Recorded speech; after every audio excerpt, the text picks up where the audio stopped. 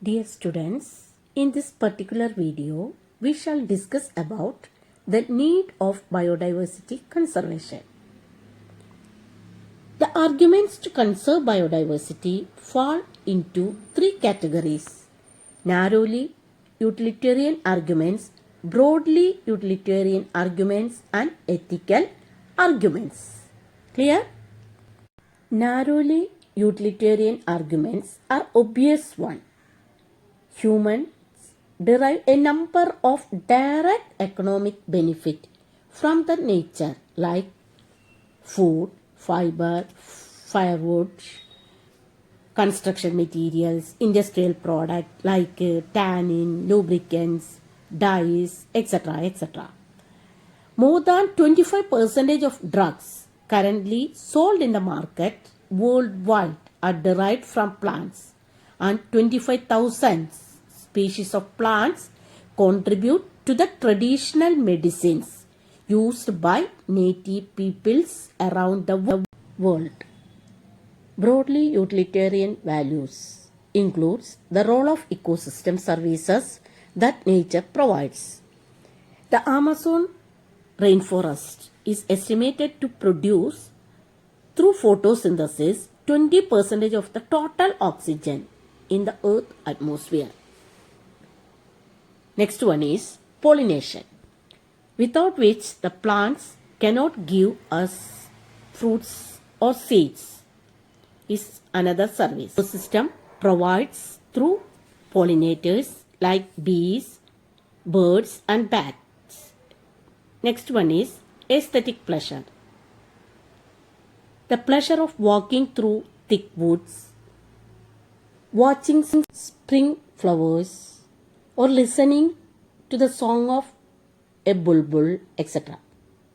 Moving forward, ethical arguments related to what we owe to millions of plants, animals, and microbes living on this planet. Philosophically and spiritually, we need to realize that every species has an intrinsic value. We have a moral duty to care for their well-being. Now, how do we conserve biodiversity? There are two major approaches for conservation of biodiversity.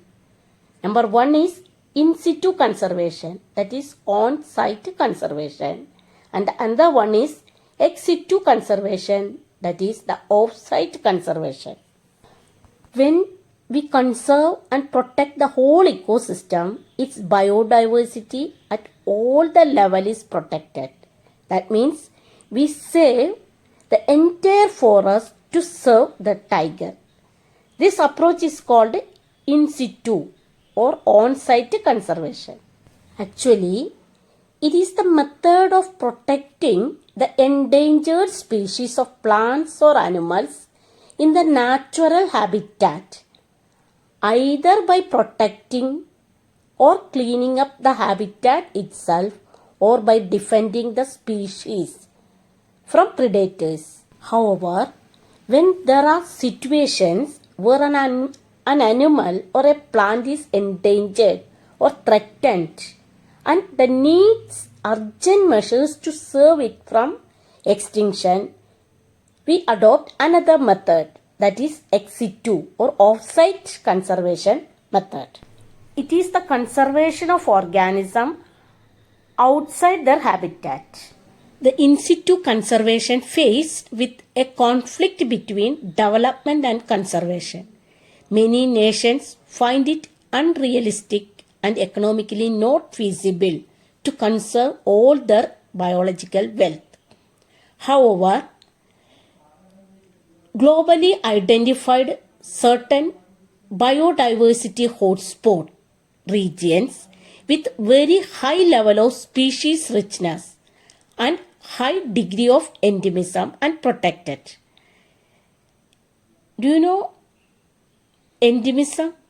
Endemic species means the species confined to that region and not found anywhere else. Clear? Okay. There are 34 hotspots in the world. These hotspots are also regions of accelerated habitat loss. Out of these 34 hotspots, 3 of these hotspots, that is the Western Ghats and Sri Lanka, Indo-Burma and Himalaya, covers our country's exceptionally high biodiversity regions. Although all the biodiversity hotspots put together covers less than 2% of the Earth's land area, but the species richness is very high. As well as the protection of hotspot reduce the ongoing extinction by 30%. In India, the biodiversity rich regions are legally protected as biosphere reserves, national parks and sanctuaries. India now has 14 biosphere reserves, 90 national parks and 448 wildlife sanctuaries. Biosphere reserves are the areas of land and coastal ecosystem for conservation and sustainable use. Nilgiri Biosphere Reserve is an example. Next, national park. These are strictly reserved for the welfare of the wildlife, where private ownership, cultivation, grazing, etc. are prohibited. Example, Iravikulam National Park in Kerala. Next one is sanctuaries. Here, the animals are generally protected. The collection of timbers, minor forest products and private ownerships are allowed so long as they do not harm the animals. The Periyar Wildlife Sanctuary in Kerala is an example. Move forward. Sacred groves. These are forest fragments which are communally protected based on religious beliefs. Example, the sacred groves in Kashi and Jaintia Hills in Meghalaya, Aravalli Hills of Rajasthan, Western Ghats region of Karnataka and Maharashtra, Sarguja, Chanda and Bastar areas of Madhya Pradesh. In Meghalaya, the sacred groves are the last refuges for a large number of rare and threatened plants. In ex-situ means off-site conservation, the threatened animals and plants are taken out from their natural habitat and placed in special settings where they can be protected and given special care. For example, zoological parks, botanical garden and safari park. In recent years, ex-situ conservation has advanced beyond keeping threatened species in enclosures.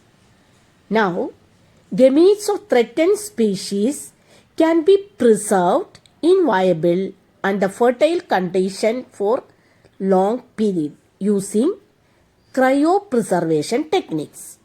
The eggs can be fertilized in vitro and the plants can be propagated using tissue culture methods.